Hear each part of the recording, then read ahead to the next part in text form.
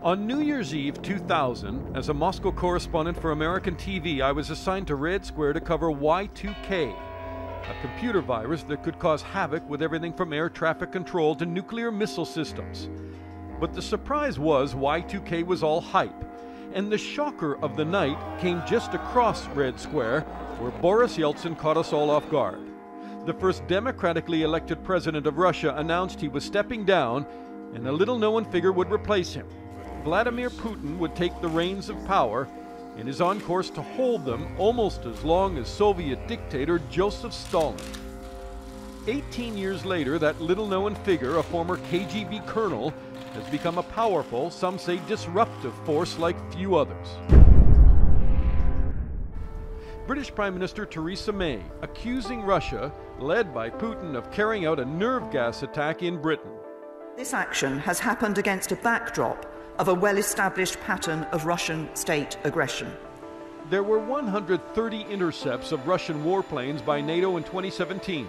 Russia has been accused of backing far-right candidates in European elections, supporting a brutal leader in Syria, and in the US of hacking and influencing the American election results. And Putin ordered the invasion and annexation of Crimea and supported separatist fighting in Ukraine. In Europe, President Vladimir Putin represents the unpredictable. But in Russia, he is seen as someone who guarantees stability and keeps Russia on the world stage as a world power. Economic sanctions have hurt Russia, and there's likely to be more of those in the wake of the spy poisoning scandal here. But as unpopular as Putin has become in Europe, he's loved in Russia, and is soon to be given a new 6-year mandate to lead on. The Russians at the moment see their country surrounded by NATO.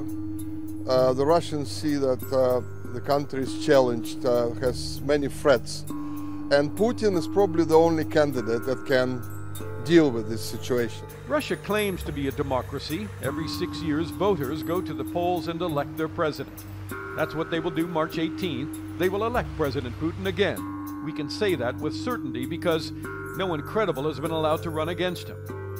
Alexei Navalny, a popular political activist who has organized rallies against Putin, arrested and barred from politics. The only other well-known candidate is a former TV host, Ksenia Sobchak, popular with youth but not considered a real contender. Other candidates, like former Prime Minister Mikhail Kasyanov, has been threatened, embarrassed, and forced to quit politics out of fear and frustration. And he predicts Putin will threaten the Baltics next. The Ukrainian issue is a testing one. If the West goes to compromise with Putin on that, and somehow will trade by sovereignty of Ukraine, in this case we could expect and we should expect another points of tensions in Europe. At Putin's one campaign rally, he promised, well, not much of anything, but also everything. То ближайшие десятилетия, весь 21 век пройдет под знаком наших ярких побед. Мы сделаем это. Вместе мы. Команда. Мы команда, да? Voter apathy is at an all-time low in Russia.